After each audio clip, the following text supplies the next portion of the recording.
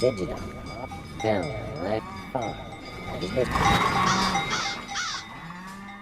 Hey everybody, welcome to Cameras and Credit Cards, Digital Film Farm, behind the scenes of the film After Image. Hunter has been hard at work while I've been away on some jobs, so I'm really looking forward to seeing what kind of messes you created this time. You thought I was going to say, looking forward to what you were seeing, didn't you? Yeah, I did. I thought you were going to be complimentary there. But Mess could be good. Yeah, this is actually a little bit of a difficult episode because this has been a payoff episode. Throughout the last couple episodes, I've been trying to weave stuff about the egg factory. Now, when you say weave stuff about the egg factory, what do you mean by that? Well, I'll try to include stuff that, like Bob talking about the egg factory. Or Why? Well, I think it's a really big story point. It's a point where the financiers and Bob start to really fight. Right. Because they don't want him to shoot the egg factory, and he really wants to shoot the egg factory. I can't remember. Does the viewer know yet that the Bond company has been informed, and these guys are a little bit off schedule by maybe as much as a full day, and that Bob might lose this film? They learned that in this episode. Oh, okay. I gave it away. Kind of. Well, anyway, it's still worth seeing. Very worth seeing. So yeah, that's some of what we're gonna. So some of what we're dealing with is the fact that they're behind, huh? Yeah, and the threats are coming in. Great. So what would you say is, so do you think the egg factory was worth them shooting at? I don't know. I kind of trust Bob's directorial vision, and I liked the shots that they got. But is it worth having your film taken away? That's the question. Maybe we ought to leave it right there. So the Bond company had concerns, and they sent down this guy who has a lot of production experience to, see how it is that we're running things. Take a look at the books, take a look at how the set is run, personalities of the people involved, what kind of footage we're getting. But he was happy, right? Ecstatic. Thought it was great. And he changed the schedule around so the egg factory would be at the end of the schedule. And which it is. Friday was where he put it. He said, if you can get through your days up to here, then you can shoot the egg factory. 3 o'clock, I was in a parking lot like this, 3 o'clock in the morning in a shouting match with Chris Dorr. And Chris said you are not to shoot that egg factory. 3 or 4 hours before I'm ready to go out and shoot the scene, he's telling me I can't shoot it. It's an hour transportation, it's an hour back, that's 2 hours. It's an hour setup, an hour wrap, that's 4 hours. So before we even shot any film, that's 4 hours. That's a half a day. For a 2-page scene that he thinks is expendable. So for the financing point of view, the scene doesn't make sense. We made it, man. Egg factory. So they wanted me to cut it and cut it and cut it and cut it, and I said, I said, this is the only time I drew the line. I said, no, I'm not going to cut it. I'm going to shoot the scene. Huh. I mean, they didn't like the egg factory, and the director did. I guess they forgot that the director is directing. And the accountant is supposed to be accounting. Try that position there, see if that works at all. Just. How's that for you, Kurt? I'm just on your back, Michael. We're not seeing what you're doing.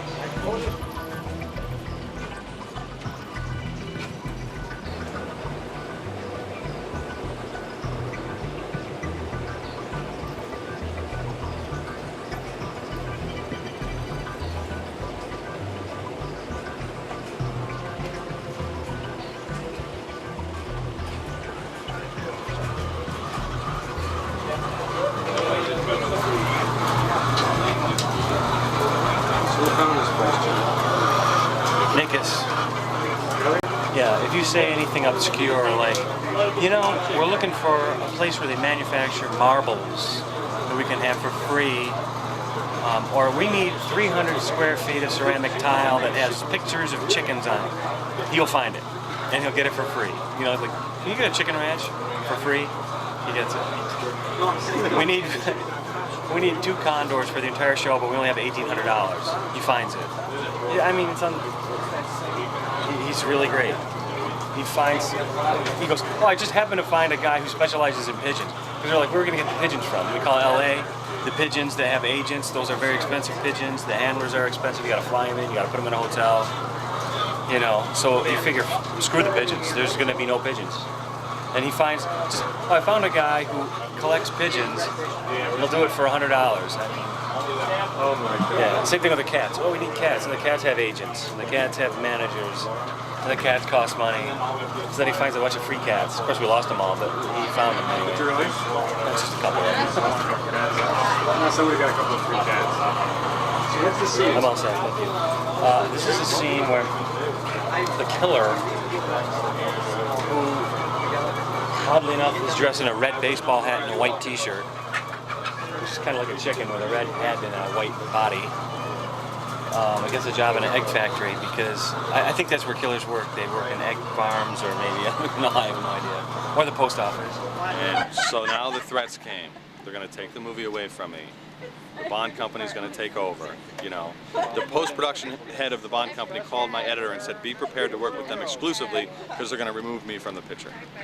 The problem is, in film school, we were all the alpha dog. We had total control of our film.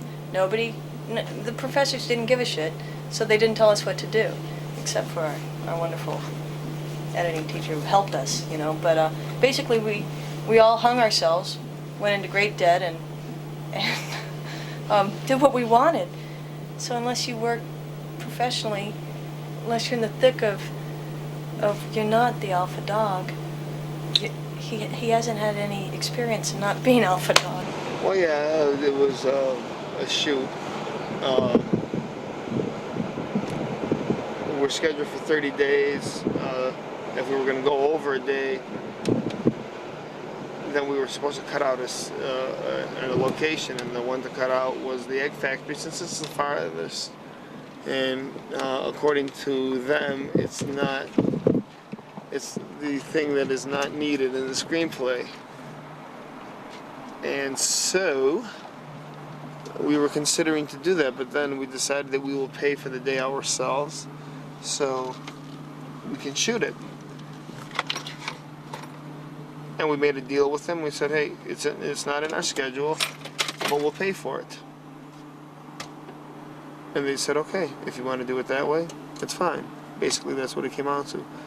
And they went berserk because they thought it was going to, by shooting that extra day, we're going to be over budget. It's going to tap into the contingency.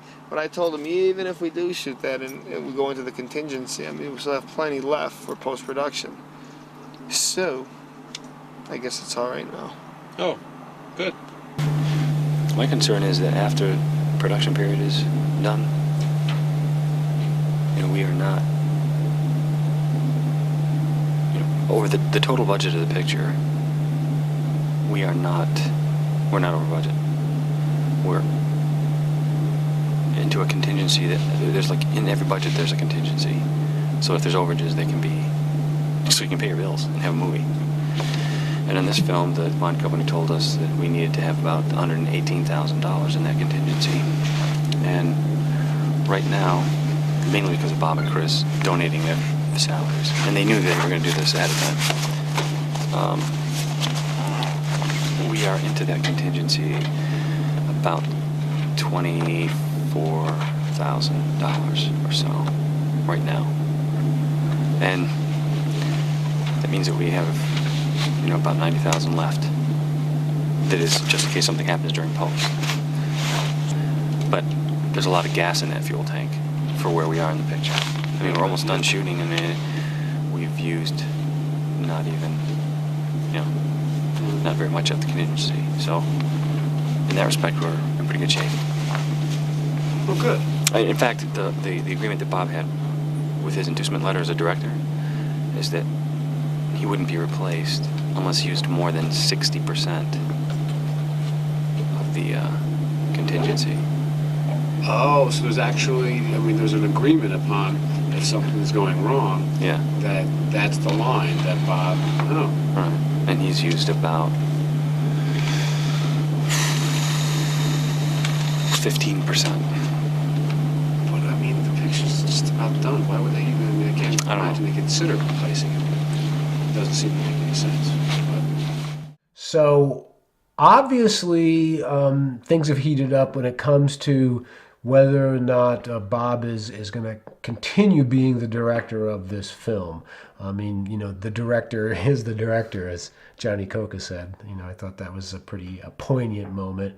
So I guess at this point, what we kind of to talk about what's going on, going to be happening with the next episode, or have you started that yet? What's going on? Yeah, the next episode is the last day they're shooting. They're reshooting some Really, of those. the last day? Yeah, they're re-getting some of those. Last episode that they're shooting in. Okay, right. It takes place over 2 days, but they're shooting some stuff in it that takes place in the beginning of the film, some night shots. And then they have to go back to the abandoned warehouse and shoot some of the special effects shots where Louise Fletcher gets rolled into a... what's the word? When you burn up dead people. She gets fired up as a crematorium is what they call it. That's it. She gets cremated. Yeah. So the dummy of Louise Fletcher gets cremated. But, well, cool. And then I know that, there's a whole section of them going to L.A., Chris moving out to L.A. and changing oil and, showing up at the edit suite, bicycle and covered with oil, and they still haven't got all their shots, and I end up kind of breaking that rule and getting involved in the documentary at that point in time. So even though shooting is over with, there's still a lot of things that need to happen, some cameras breaking and some things that I think, from filmmaking point of view, that we can, I don't know if the word enjoy is right, but, we can enjoy and learn from. Yeah, they have to shoot some insert shoots, and then there's an emergency, and this guy had to sign away his driver's license on the... Yeah. I'm not going to spoil everything. But don't tell him the whole thing, yeah. 'Cause that's a couple episodes ahead. But... not very fly-on-the-wall documentarian. Nope. I kind of broke the rule with that one. But anyway, anything else you wanted to add? No, I just hope they come back for episode 15. Come on back for episode 15, and also check out digitalfilmfarm.com. Got some good stuff there, some blog posts. Haven't been doing a lot with the podcast lately. I'm kind of redirecting some things, but we'll keep you informed once I figure out what the heck I'm doing. And Hunter's back in school, so he's not editing full-time like he was in the summer, but we're still kicking him out and hope you are enjoying them. Until then, what do we say here? Happy holidays. Happy holidays, folks, because it's just before Christmas. Happy filmmaking and happy holidays.